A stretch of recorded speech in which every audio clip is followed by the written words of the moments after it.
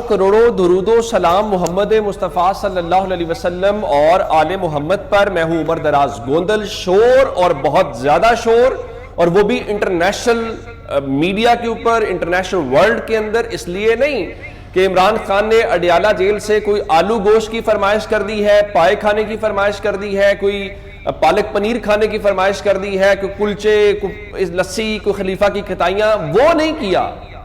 عمران خان نے جو ان کی مضبوطی اور ان کے مخالفین کی کمزوری ہے وہی کام کیا ہے، اور عمران خان نے جو ٹائمز میگزین ہے انٹرنیشنل جید قسم کا، جس کے ایون کے اندر چھپنا یا اس کے ساتھ نام جڑنا دنیا کے اندر ایک اعزاز سمجھا جاتا ہے، عمران خان نے اڈیالہ جیل سے بیٹھ کے وہاں پہ ایک مضمون لکھا ہے، اور اس مضمون کا بھرپور شور ہے۔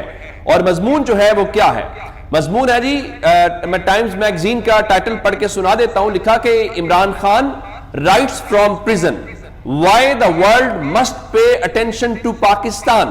لکھا کہ عمران خان کا جیل سے مضمون، دنیا کو اس وقت کیوں پاکستان کے اوپر توجہ دینی چاہیے، یا پاکستان کیوں اس وقت دنیا کی توجہ کا طالب ہے۔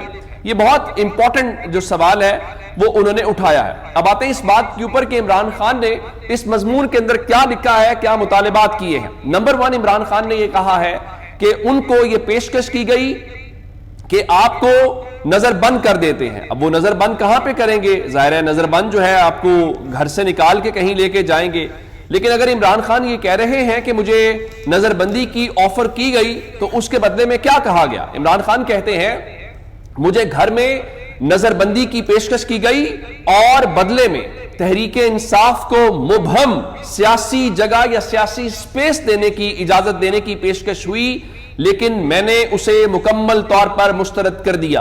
اور عمران خان نے کہا کہ عوام کا عزم امید دیتا ہے، یعنی عمران خان اپنے لوگوں کی بات کر رہے ہیں۔